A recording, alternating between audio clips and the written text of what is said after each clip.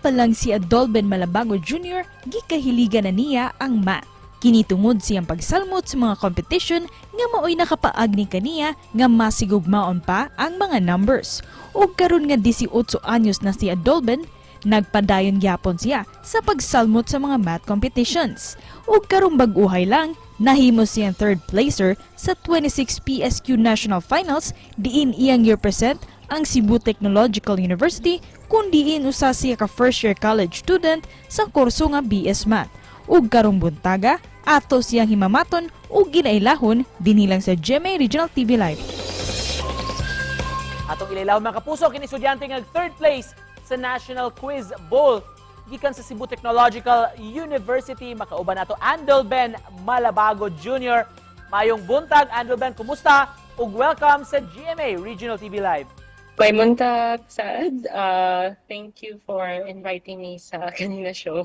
And may buntag, Sad, sa mga viewers. Congratulations, Adolben, sa imong naapilan nga competition. Kumusta man ang imong experience?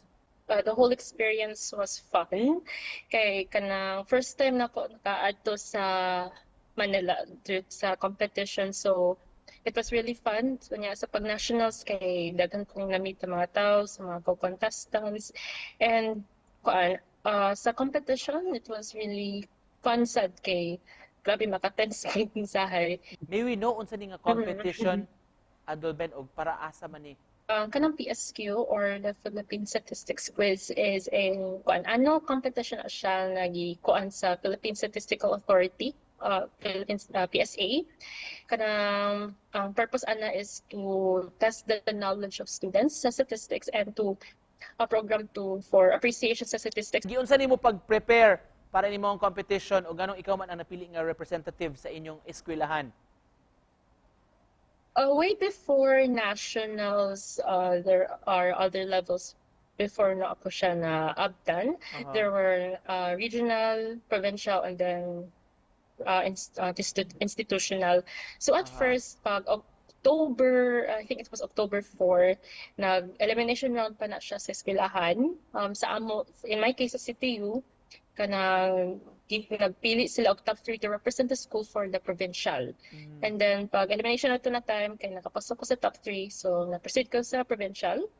And then afterwards, kay after tong na-elimination kay na-review me, along with my other two same representatives from CTU, silang Angel si Jonas from BS Stats. Ako, BS Math ito na time. And nag-review me. And then, pag abot sa provincial, kay nakapasok ko sa top 6 to proceed to the regionals. Yeah, sa tatong top 6 kay first ko. So, moto. Then after top 6 kay proceed na ko sa regionals and wala ko ka-expect na ma-first gyapon ko ato. The only top 3 was awarded during that time. And then after sa regionals kay katanang nationals, nakaabot na ako sa nationals. Adolben, may we know nganong love man kayo nimo ang math? All I can remember is nag-apil ko MTAP, inana ka ng NMC. Muna kong gi-apil before, since elementary until high school. I think around 8 years ko apil sa MMC or kanang sa Metrobank MTAP that and Math Challenge.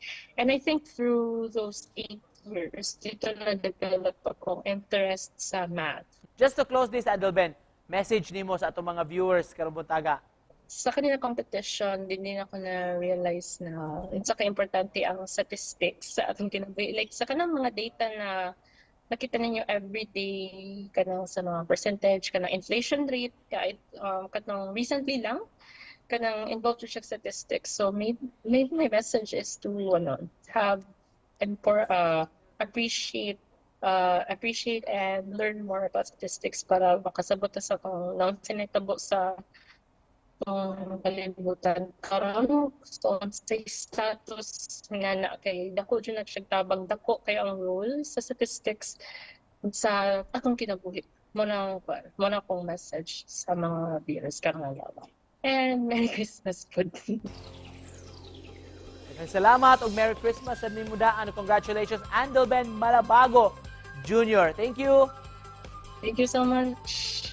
Thank you kayo.